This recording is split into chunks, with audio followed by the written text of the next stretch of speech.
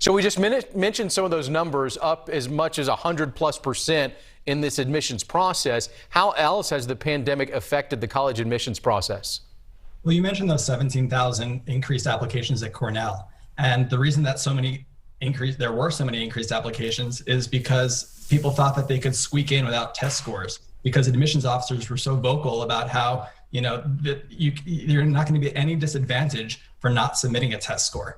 But in the New York Times this week, the dean of admissions at Cornell said, we saw people who in an ordinary year would think they couldn't get into Cornell, think that if they're not looking at a test score, maybe I've got a chance. And the reason they thought they had a chance is because these admissions officers said they had a chance, and they don't. Brian, a lot when we're talking about colleges, a lot when we're talking about selective colleges, those higher known colleges, you're talking about financial aid. We're in a pandemic where jobs have been altered. Small business has been changed. If you need financial aid and if you qualify, how has some of those procedures worked out for qualifying for other financial aid?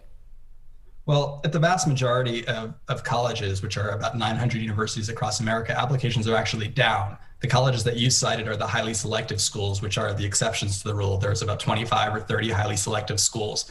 And, they're dipping into their endowments. They rely on tuition dollars. So even though a lot of these colleges tell you that they're need blind, if they were truly need blind, then why, I would ask, do they ask on the applications, do you need financial aid? Why would admissions officers not be privy to that answer? I believe that they should not be privy to that answer, that they're truthfully need aware, they're not need blind. And this year in particular, when so many students took gap years, when 20% of students at so many highly selective schools took gap years, well, they need to make up those tuition dollars. So what are they going to do? They're going to admit fewer kids who need financial aid.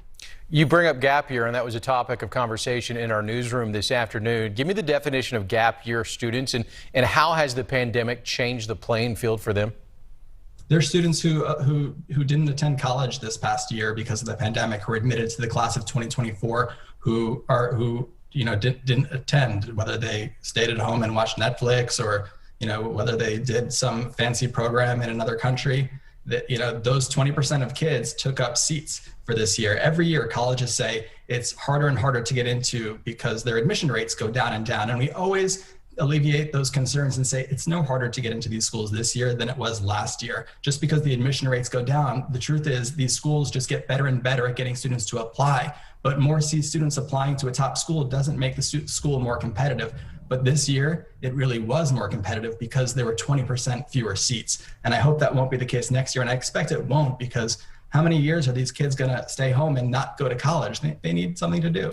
All right, so it is evolving. This process continues to evolve year by year. Obviously, 2020 was such a unique year in what we've seen in most of our lives.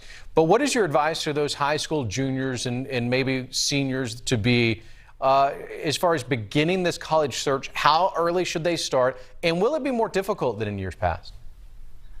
Start early, because you never know if campuses are going to close. I mean, the thing that's difficult this year is that students can't visit campuses, and visiting campuses is the best way to know if the school has the right vibe for you.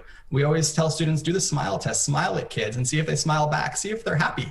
You can't do that now, especially if with people wearing masks. So it's really detrimental to the admissions process. But I would tell students who are navigating this process right now, approach it no differently. You still need to demonstrate interest to colleges, because every college wants to be loved. So how do you demonstrate interest if you can't visit? Well, you need to do a virtual tour and info session, because these schools truly quantify your demonstrated interest, because they want to admit kids who are going to come, because that figure impacts their yield, which indirectly impacts their U.S. News and World Report ranking, which is all, that's the kingpin of everything for college admissions officers. It's everything they care about.